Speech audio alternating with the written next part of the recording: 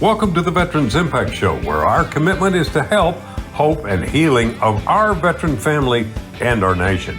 I'm Jim Blythe, a U.S. Navy veteran and a certified senior advisor. Join us as we continue the mission of leadership and commitment to our communities and our great country. Why, you never know where we're going to go or who you're going to meet. We invite you to join in, plug in, and share in what we do. This is your Veterans Impact Show. Hey, welcome aboard, and today the fleet's in. We've got an all-Navy program, and you're going to love it because we're going to teach you how to make a living. I want to introduce Cedric White, my co-host. He is an amazing, probably the best marriage counselor for veterans, active duty military. You guys do it all over the world, don't you? We do. We travel all over. We've been invited to a lot of different places to assist. Ukraine, we've been to Cuba, we've been hard places like Hawaii and places like that. You're killing. Yeah, You're killing it. Okay, he was a gunner's mate. I was aviation maintenance administration. Nikki, you were medic. And Joseph, we're going to introduce electronics tech. ET. So let me introduce Nikki Taylor, Texas Veterans Commission, entrepreneur, leadership, business development. You got all kinds of things that you do to help veterans get started in business. And then Joseph Loomis, you're the CEO now of TurboVets. You have had, 3 companies you started successfully, and you have so much experience in that area. And I looked you up, I was amazed. So let's start with Nikki and say, okay, Nikki, if I want to have a business, a veterans-owned business, I don't want to work for the man anymore. I don't want to work for the big corporation. What's the first thing you do? Where do you start? So if you have an idea or a passion for something, you can make that a reality. We encourage our veterans to visit our website. That's kind of where you start and initiate the process with the Veteran Entrepreneur program with the Texas Veterans Commission. So once you complete that inquiry, that online inquiry with us, we're able to help you begin the process as far as applying for that veteran verification letter. That letter is very popular to our department. I say that because it waives that $300 filing fee when you're starting that business, which is a big deal, especially if you're just getting started. And it also waives the first 5 years of franchise tax, which is a really big deal if you ask me. So we're really popular in the sense of that veteran verification letter, that veteran-owned business logo that's going to help market your business as being veteran-owned. So yes, you start from an idea, but then you work with one of your veteran business consultants within the Texas Veterans Commission, and we kind of help you just get that business plan written down, help you come up with that market research, connect you to your local small business development centers, and really dive in on making that a reality. Without a doubt, I used to one time I managed a bunch of retail shopping centers in Texas and Oklahoma. And the percentage of startup owned businesses that failed was 90%. And most of them didn't have a plan, didn't know how to market. They just had, I got a great idea. And it was, I got to the point I'd taken over shopping centers that were in bankruptcy or foreclosure. And I'm like, sit down with them and help them develop a plan. And most people don't do that. Now, Joseph, you started yours. You went basically. And tell us about your experience in your first company, how you organized that and what happened. The first real big company was a company called Net Enforcers that I was working for a company and they had a problem with internet counterfeits and gray market. And if anyone knows what gray market is, it's when you basically sell products outside of distribution. So for example, like buying, vehicle or car products and stuff like that off the back of the truck or through distribution centers you're not really an authorized dealer. So I started that company and I really didn't, this was kind of really internet entrepreneur world where you had a lot of resources. And so I really just kind of did it by what I avenues of just like paying attention to what other people were doing and asking questions. It was a little bit of dumb luck of just kind of figuring it out as I went. And I started that company with $300 and grew it to doing over $1 million of profitability in about 3.5 years. I would say that, what separated us was probably the resilience and kind of brute force. I think personality plays a lot into what created that business was my determination. And I think when, never taking no for an answer, it wasn't without difficulty, but it was a lot of asking a lot of questions to people that had more experience than me. And it was kind of the old adage of saying, if someone has something that you want, do what they did. And that was kind of the attitude that I took in the early days of, this was probably 2003. That had to be fun. Now, within that, where did you start it? You weren't here in Texas, were you, or were you? No, I was in Phoenix, Arizona. Actually, I started in the first incorporation of that business was actually Long Beach, California. It was out of a P.O. box, of all things. It was kind of small as you get type of company. And then I'd moved to Phoenix, Arizona, and started it up there. Kind of took it from a sole proprietor to a corporation. Then started hiring employees and stuff like that in Phoenix. And then over the course of that, opened up a development office in Florida, and basically where I went to school, University of Florida. So I knew there was good engineering talent there. And then I wound up selling it while I was headquartered out of Phoenix in late 2007. So this was really a tech company? Is that true?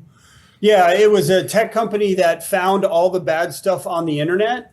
And then I worked with big pharmaceutical, the federal government, FBI, DEA on stopping online crime.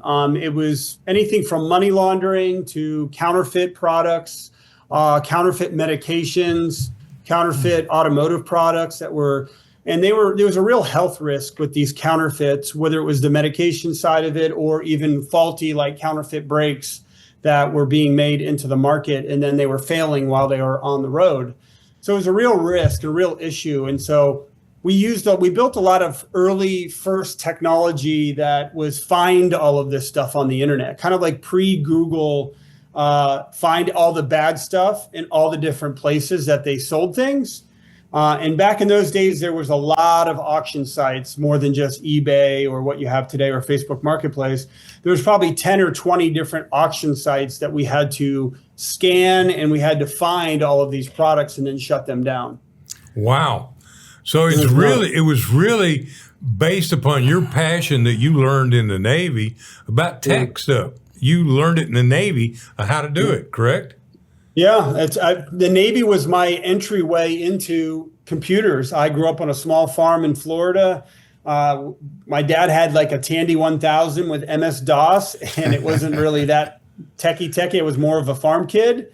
And the Navy kind of opened my eyes and my abilities becoming an electronics technician. And I think it was the first opportunity that I was able to really get in the technical field, and it really worked out to my benefit of learning how to do all of those things and learning how to, computers work, building computers, programming, et cetera. And I was able to leverage that in order to build in the first company. So Joseph, Nikki, I want to ask both of you guys this question, because the answers would come from two different perspectives. Joseph, you're sharing, right, how the Navy as an ET taught you all the technical stuff, but transferring that into a business, a viable business, is a whole different aspect, right? So, yeah. Nikki, from your perspective, Joseph, from your perspective, what are the hardest things that you see that people run into when they say, "Hey, I've got this skill, or I've got this great idea," but what are the difficulties that you see starting out in the entrepreneurship? Because Joseph, you say I noticed this, you're a serial entrepreneur. We'll talk about that later. But can you answer that for me?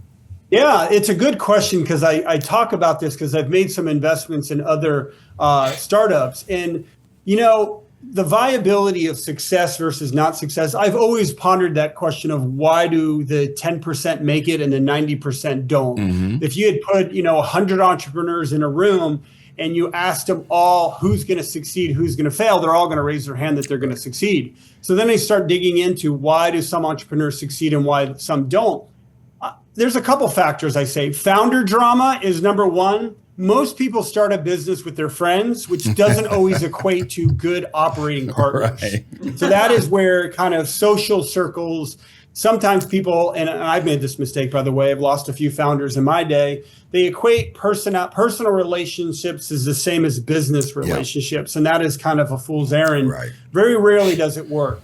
The second is lack of validation. A lot of people have good ideas, but they have to go out to the market and make sure that there's customers that want or benefit from that idea. Right. It's called the product market fit. You really have to be, and we'll talk about this when I get into TurboVets, you have to be really cynical about your own business in order for you to be safe and successful with your business. You have to always manage risk, and you always have to think about, what am I not looking at? And that's typically what a business plan is, right? It's not really a plan that you're going to follow per se, step by step, but it gets you thinking about what you're not thinking about.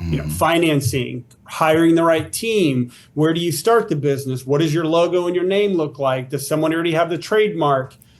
That is why it's paramount that you put a really good business plan together, and then you ask as many people as you can that are savvy in business to shoot holes in it. Okay. Tell me what's wrong. What am I missing? What do I need to improve on? And that humility of looking for constructive criticism raises your probability of success. I like that. And Nikki, you do that as business consultant with TVC, don't you? Yeah. Yes, sir. So I would just to add to that too, I think maybe veterans are kind of intimidated about the process as far as starting a business. They might think, okay, it's too far-fetched, or maybe, it's like starting the impossible. But the thing is, it's not. We have a lot of resources within our program to connect veterans to different mentorship, or connect them to learning the right market research, or to look for the right market research, to putting that pen to the paper and starting their business plan. And not, you want to be optimistic, but you also want to be a realist about things, right? You don't want to, like, for instance, you need funding resources. We share that information with our veterans. Hey, here's where you can locate small business loans or people funding, different resources in that realm, in that area. But we want them to get their idea down and realize that it's going to take some work. It doesn't happen overnight. That's why we say we have to be honest about things. It's not a rushed process. You want to take your time and really get to those resources and make it make sense, in other words. So wait, Nikki, what you're saying is you guys don't just fund my business idea? What? No? No, I wish. We'd be even more busier. Right. Boy, that's for sure. And TVC helps me as well. I mean, I interface with their entrepreneurial program. They've given me a lot of good insight. TVC has introduced me to the University of Texas Arlington's entrepreneurial program, was one of their mentors that they recommend. I work with a gentleman named Patrick Alcorn. He's very, very savvy in the Texas area. He's helped me connect with the VA, the Veteran Administration's entrepreneurial program, through the Vocational and Readiness program that a lot of entrepreneurs and disabled veterans don't know about. It's called VRE. Self-employment track, and I'm working with them as well. So there's a lot of resources out there to help, including funding. Yeah. The VA has a self-employment program for entrepreneurs that will give you your startup capital if you are able to build a viable business plan working with the mentors. Patrick Alcorn's a good friend of mine. And when he started, he is a rock star, and he started that thing, I don't remember exactly when. And he has every year, he's got workshops, but he has a deal with franchise companies, and a whole bunch of companies come, and you can come and meet all of these, like 7-Eleven. That's where I met Edward James from 7-Eleven and these other people. And you go, oh, wait a minute. Here is a pre-done deal. And this is what it takes to get into it. Right. One of the things, though, that I saw, and you guys, you said something, Joseph, about marketing. You mentioned guerrilla marketing, which I wanted to laugh. Of all of the shopping centers, all of the startup companies that I ended up helping or managing, the biggest problem they had was they didn't know how to market. They didn't know. They just thought, well, if I build it, I put up a sign out there, I wave a few banners, people will come see me. That's what you're here for, shopping center. And I go, not really. You know, we're bricks and we're the bricks and mortar, and I can only do so much. So I started doing promotion programs to help these companies get off the ground, you know, Battle of the Bands or this, that, and whatever. But they had so little sophistication in marketing. Joseph, it sounds like you've put together the turbocharge for that to get that going. Yeah, you really have to be resourceful. And if you're not resourceful, you just got to ask a lot of questions, as it's you never give up, have that, you kind of find that military grit that I think a lot of us have of just, going and find if you don't know the answer, go find it, right? Ask around, ask ChatGPT. You'd be amazed how much ChatGPT can teach you about starting a business, guerrilla marketing, free, marketing resources, working with your local support centers, veterans groups. There's even veteran entrepreneurial meetups now where other veterans are supporting other veterans' businesses. And so you really can kind of get good mentorship, advisors, support, et cetera, that, I think a lot of people don't take advantage of, which I would love to see more of. You said GBT. Define that. ChatGPT is the AI program that OpenAI uses, and it's basically a prompt where you ask it questions. It's found at openai.com or .org. And you basically can ask it any question. You could say, I'm wanting to start a business in this sector. How would I best find early investors for that? Or how it's a really I use it every day, all day. I use it to write my emails and help me with drafting really articulate emails, making me sound smarter than I am. It helps take out a lot of the emotion out of emails whenever you're kind of frustrated. It can really professionalizes your approach as well as your resources to ask lots of questions. I mean, you could have it build a marketing plan for you. You could I even uploaded our business plan to it and asked it to write me a smaller version of it to read, because our business plan was 140 pages. Oh Lord, let me come back because we got to go to a break real quick. So this is Veterans Impact Show. We'll be right back showing you how to start your own business.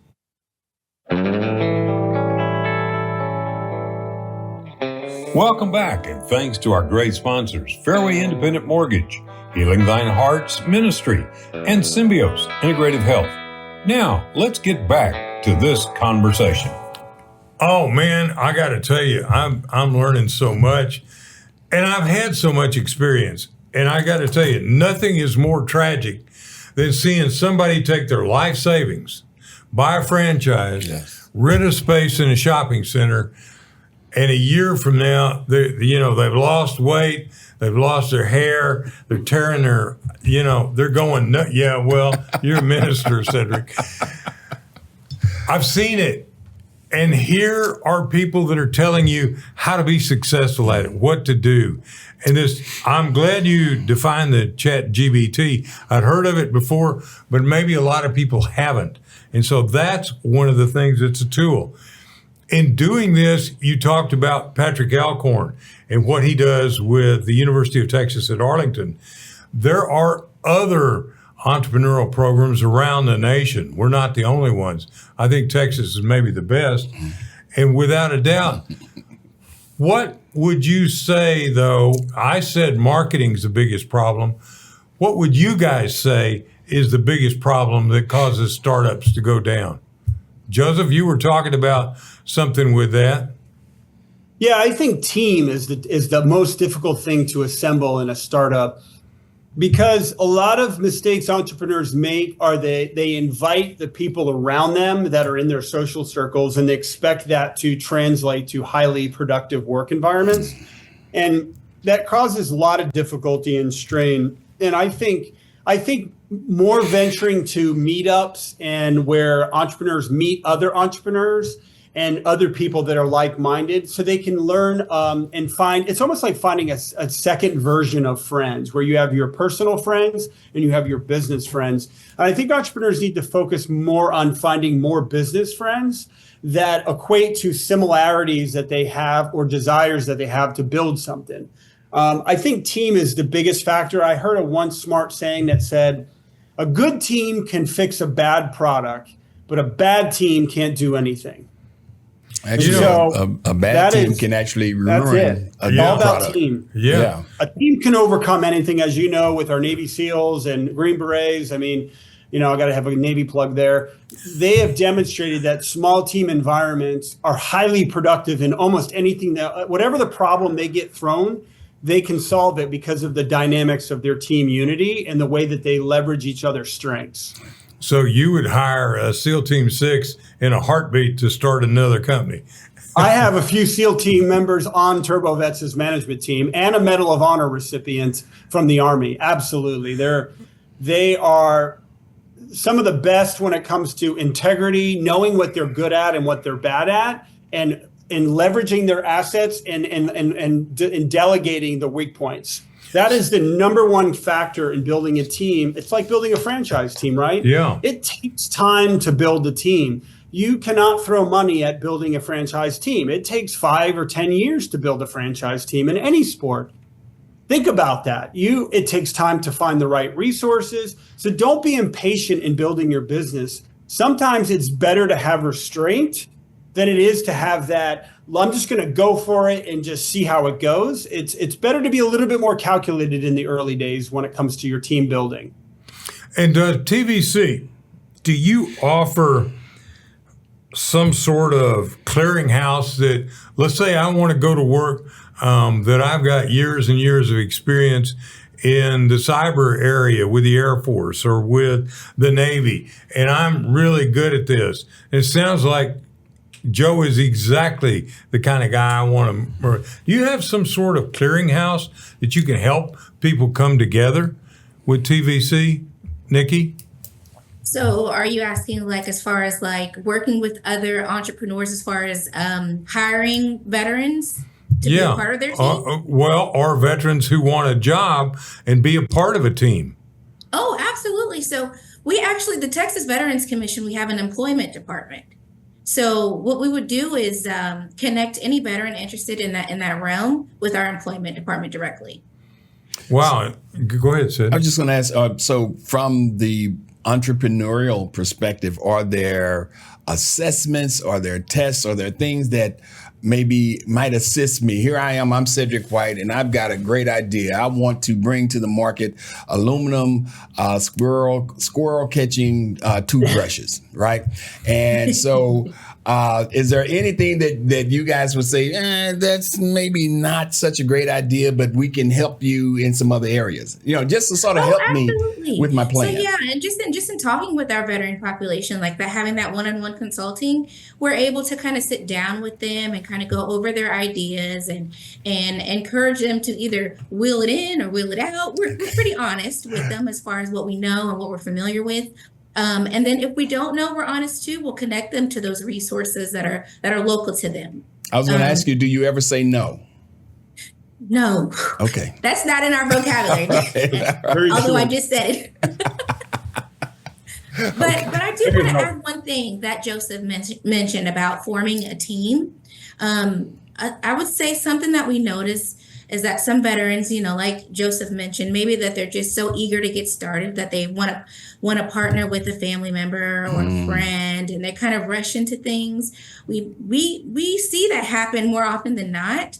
And then maybe later down the road, they kind of have regrets as far as forming that business and have to go back and make amendments and attempt to make an amendment to make that correction off of their certificate of formation. So we just encourage our veterans, like with our veteran verification letter, one eligibility criteria is that it's 100% veteran owned. And then for the veteran owned business logo, The criteria is the eligibility criteria is that it's 51% veteran owned. So we have those stipulations in place just to kind of encourage them to take their time, make sure this is something that they really want to get into, and they won't have regrets later down the road. So forming a team is very important. And I like how Joseph mentioned just maybe with like-minded entrepreneurs versus just kind of rushing into things. Call me, I'll help. I love helping other entrepreneurs. It's kind of a weird thing that you have to give it away in order to keep it. And that's what I tell every entrepreneur when it comes to helping another. The only way you get to keep the magic of building entrepreneurship is to pass it along to another. Well, let's do this. When we come back, let's give out you guys contact information so people can get a hold of you. Where can you go? And we've actually got the TVC website. We can come up. I want to talk more about these things. So we're going to come back right after the break. This is Jim Blythe and Cedric White. We are so thankful that you're on board with us. Share this, get it out there. Guerrilla marketing, help us get this out. Hey, we'll be right back.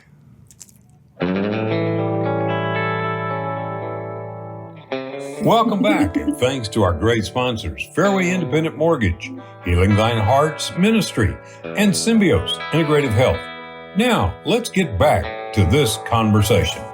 Hey, we're going to continue the conversation, but real quick, I need to say a special thank you to DBTV.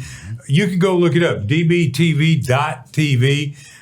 They carry us on Amazon Fire, Roku, Smart TV, Apple TV, etc.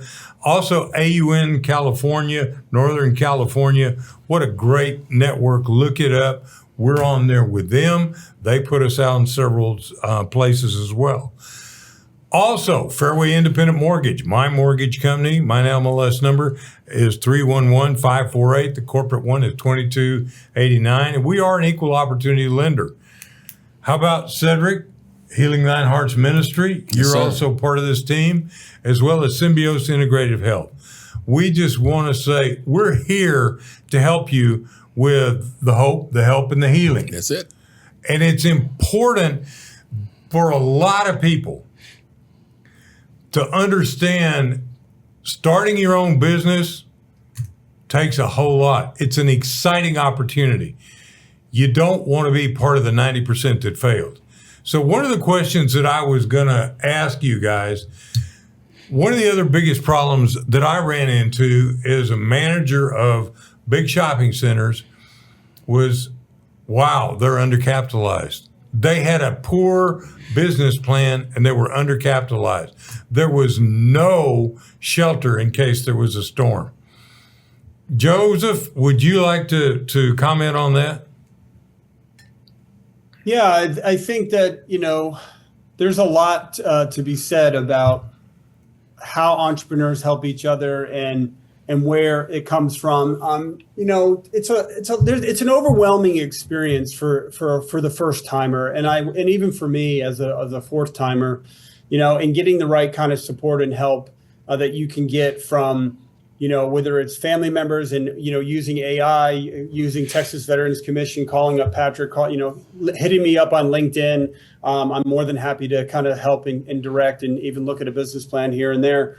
So, I think that idea has to be kind of matured in having a little restraint. I think the better planned and more resourceful you are, the more likely you are to reach the 10% of probability.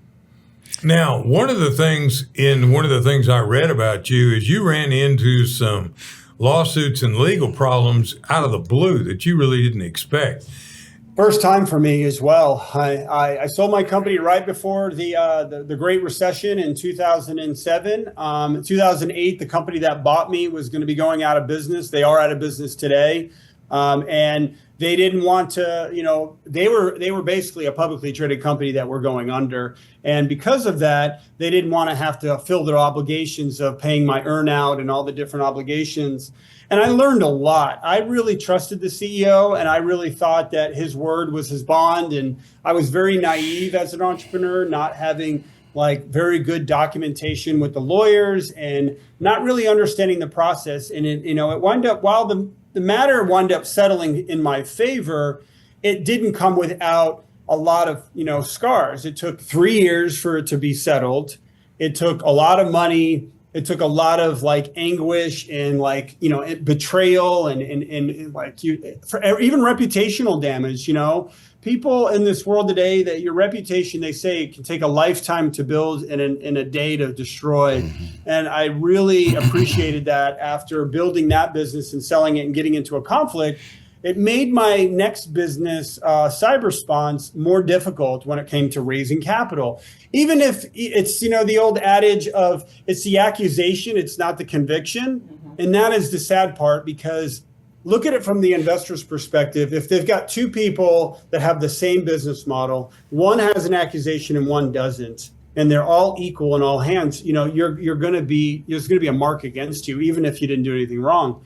And so it's a real like reality of sometimes I had to step down as the CEO of my last company for about 2 years, just so that I could focus on tech, and the company we put a Secret Service business leader in as the CEO. I put him in, I was the majority owner, because sometimes you have to step out of your own way in order to kind of build your reputation back. Even though I really, was found no wrongdoing, but it was a really wide awakening for me to understand that when you're dealing with lots of money and dollars, it's a very serious matter. You have to, you take your finances very seriously, making sure you have good tax returns, make sure that you have good legal documents. And that starts on day one. If you ever are building a business to sell it, you have to make sure that your foundation and your governance, which is, how you manage your business's legalities, it has to be first class. I mean, even to this day, I only build a business on getting my financials audited, because I never want there to be ever a question of any kind of wrongdoing or inappropriateness. I want to make sure that there's good controls in place. So I highly recommend every entrepreneur to watch a couple documentaries out there of all the different startups and how they were, built, and all the conflicts that they went through in order to build those empires. Joe, I can tell a quick story without going into a lot of detail. I have been involved in lawsuits several times. Going way back to my experience in the Navy, everything was based on documentation. If one of my fighters or one of my helicopters went down, I was in charge of the logs and records and the coordination of maintenance. So they would grab my logbooks if that plane went down, and I could be faced with a court martial if the logbooks weren't right. So that was the lesson I learned in the Navy.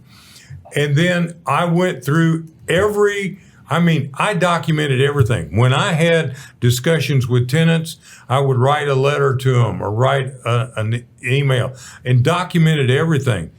Let me tell you something.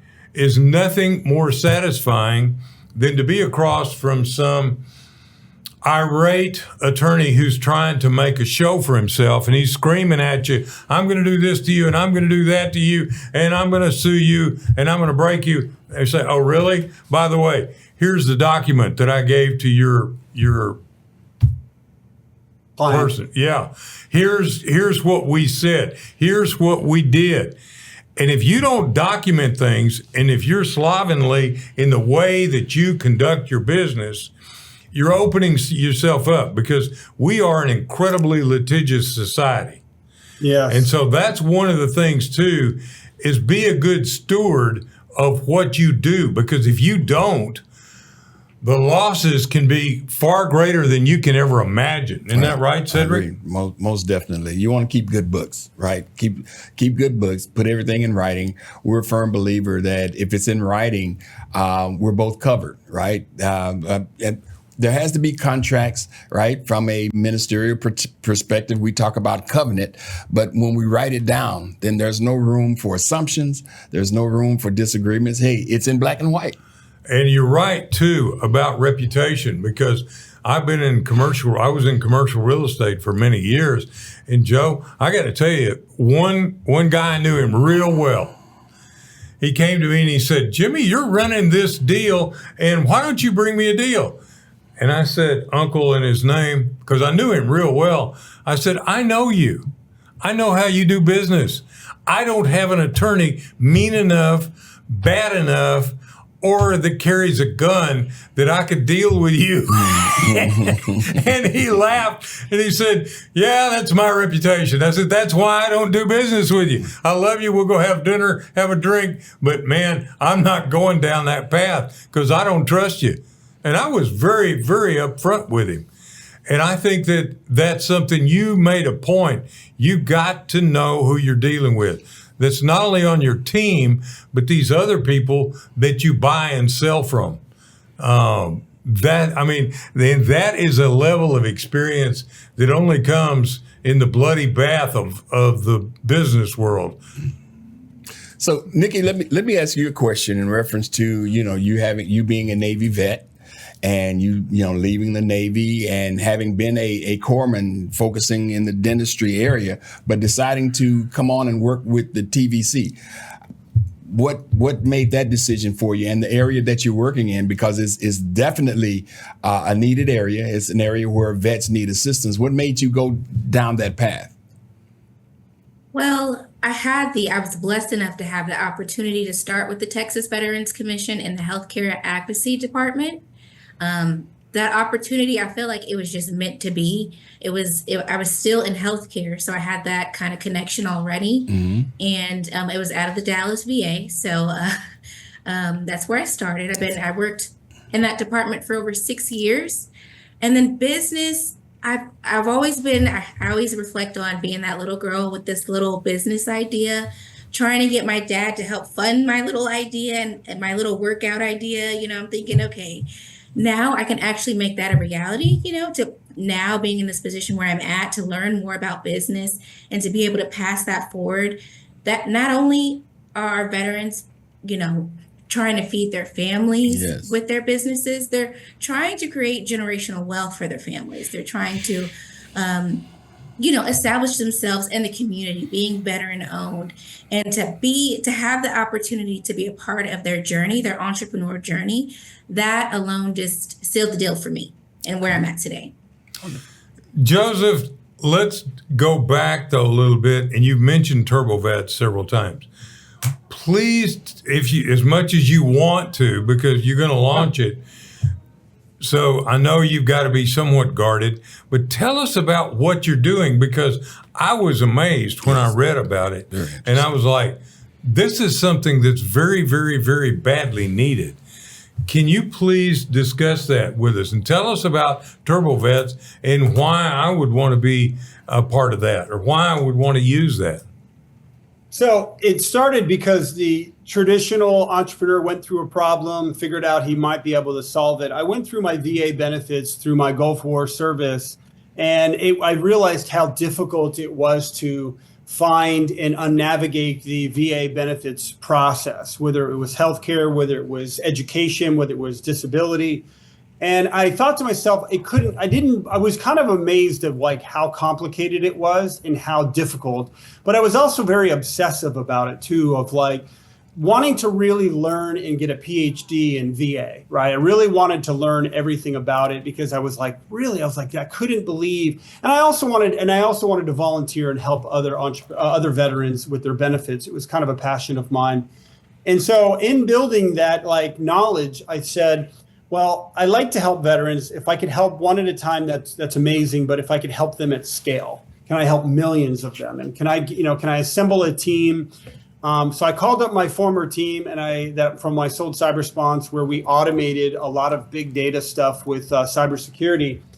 And part of that entrepreneurial discipline that we spoke about was, if I couldn't get my former team to join me on this venture, I would have not built it. It would have been too big of a uptick. And we were able to, my team said they were on board. They thought it was an extraordinary opportunity. We were able to raise some good capital with investors that had seen my track record and known me. And what we're building is, and you can go to TurboVets.com. It's very kind of elusive, but I'll tell you specifically what we're doing is we're rebuilding the ability for veterans to manage their benefits in a single platform for the rest of their life, and it's free.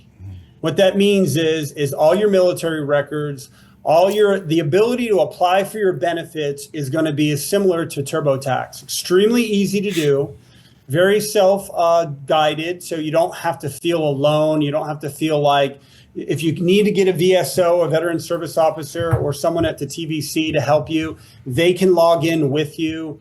Your doctors can log into with you. So it's a unified platform that veterans will be able to manage and apply for their benefits, including a VA loan.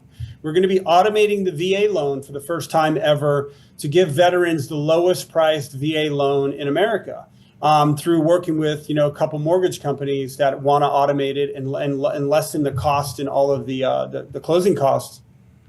So we're just trying to kind of standardize it. We're trying to build a large platform that has your education, your home loan, your disability, your health care, your spousal benefits, all in the same location. And you use that same location for the remainder of your life. So you go into one location. Wow. Joseph, let me ask you, have you stood up TurboVets now, or is it in the making?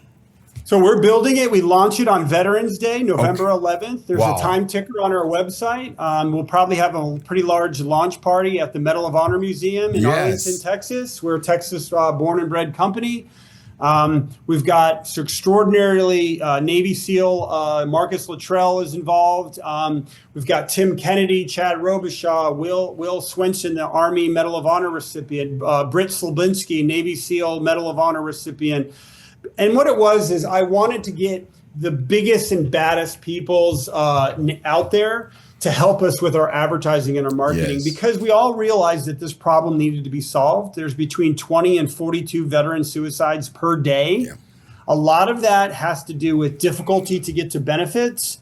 A lot of veterans don't ask for help, so we like to make it really easy for them to get their benefits through a simple click and a button here. This sounds, Jim, like almost unbelievable. The reason Well, I know that there are VA accredited reps that are just amazing, but I don't want to disparage the VA because I send people there all the time, but dealing with that system has been a nightmare. Yes, it's been a real problem, and of course, one of the things that people say to you is, "Well, son, you were in the military, you know how government paperwork is, don't you?"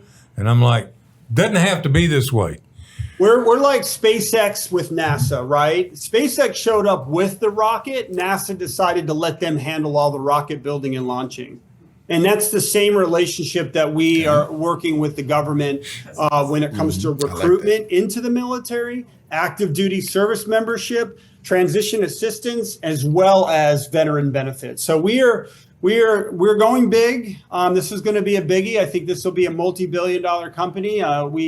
We should break profitability by the end of the year because we're already got some things cooking on the back. I can't say too much, but I say that it's been well received. I think the administration is very excited about leveraging technologists to handle technology. The VA and the former administration spent $3 billion building VA.gov.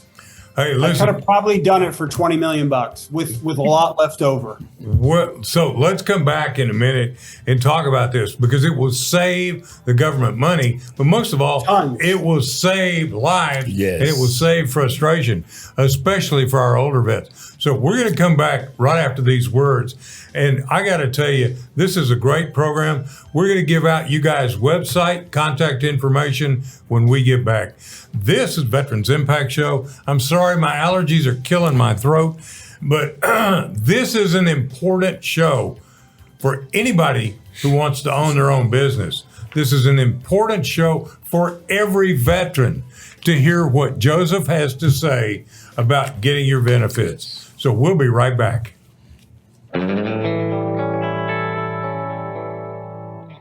Welcome back, and thanks to our great sponsors, Fairway Independent Mortgage, Healing Thine Heart's Ministry, and Symbios Integrative Health. Now, let's get back to this conversation. Well, listen, I'm Cedric White, co-host of the Veterans Impact Show here with Big Jim Blythe, and Wait a minute, I'm not as big as you. But you're big in character, Jim. I am a character, yeah. We are here with two very special guests from the Texas Veterans Commission. We have Nikki Taylor, and from a guy that has just impressed the heck out of me with what he's bringing to the surface, Joseph Loomis. And the CEO of TurboVets. Now, I'm thinking, when I first saw the name, I'm thinking, okay, wow, this is going to be, engines or something. But what you're putting into Turbo, what you're putting some power behind, are services that have been a source of frustration for veterans, for those who have had to deal with it for years. And you're bringing to what I'll compare to a one-stop shop into the ability for people to get resources, get information, something that's been, to me, I haven't heard of anything like this. I know of some companies that do it, but nothing like this, Joseph. Nothing like this. Yeah, it's kind of fate found me on this. I'll be honest with you, gentlemen. I never thought that I'd build another company because I felt like I was just going to kind of give it back and invest and help other entrepreneurs get there themselves. And if I hadn't built my last company, CyberSponse, which was big data automation, sometimes there's some weird things going on in this world, because that opportunity and exit and innovation and the team I built over 10 years with that company set me up for perfect success to help this hundreds, millions of lives. And I'm like, that can't be just coincidence. That no coincidence. Partly created automation for software to automate each other. And then the government seems to have a big need in automating very antiquated government application processes. I'm like, so I had a hard time with that in the business plan. Like, why hasn't someone done this? And somebody said, well, how many guys do you know or gals do you know that invented software automation, had built a few companies, went through the benefits themselves, and brings the whole team to the table to do it? And I'm like, that's a good point. I mean, I'm probably one of a million. And unfortunately, I just felt an obligation. It was an enlistment to do. I couldn't turn my back on my fellow veterans in this nation, because, veterans touch about 100 million people in this country. There's 20 million veterans. And if you add spouse and children to that, you're talking almost a third of the country have interfaced with some type of veteran familyship. And that, I just felt like it was just too big to turn away from. And I said, we're going to go big on this, and we're going to do it right. And we're going to do it as a partnership with the VA. It's not us against them. We've had meetings with the VA. They're very excited and very supportive, and when we launch, the proof's in the pudding. So we're really excited about this mission. It should be. I've had work in broadcasting with the VA since we started. I knew Jeff Milligan. You probably knew him, Nikki, way back when he was director of North Texas. And then Stephen Holt and I are real good friends, as well as the current director. Here's the thing, too, about North Texas, which blew me away. Do you guys realize the North Texas VA medical system is now the largest in the system? And the VA is the largest medical system in the world. Not even talking about the benefit side of it, which is a different side. So, 127 hospitals. Yeah. I mean, I don't even think there's anybody that comes even like half close. No, nobody. And so you're talking about bringing a level of sophistication, which is very difficult to do with the government. There was an Army Futures Command that was started down in Austin to be able to do kind of what you're talking about in procurement. And they got nowhere because nobody could agree. You've gotten everybody to agree, and you're focused right there on taking care of us, the veterans, and having a total one-stop shop deal. Man, I'd like to be able to help you get the word out, because this will help a whole lot of veterans. And it's free. And it's free. Now, who's going to pay for it? Partner with employers to hire veterans. Everything's for free. There's no gimmicks. We don't sell veteran data. There was a rumor going around DC about us selling veteran data. We're not a Facebook. We're not getting wonky ads that we're not going to listen to your conversation and populate ads on your console. And I think when you get to see some of our designs of our product, we're working with some of the people in Hollywood that did Tron and some of other movies. And you're going to see some pretty sophisticated military visuals, but also for the county and the accredited agents, what you were saying, Jim, the agents log in and they can manage more veterans more easily, securely. They don't have to worry about emailing medical documents. They don't have to email D214s. They don't have to worry about trying to get signatures. We're doing this to save the counties and the states so much time and frustration, so they can help more veterans that are, the more senior veterans that do make up the majority of the veteran community, believe it or not. Do I see a halo growing around your head? It's just a mission.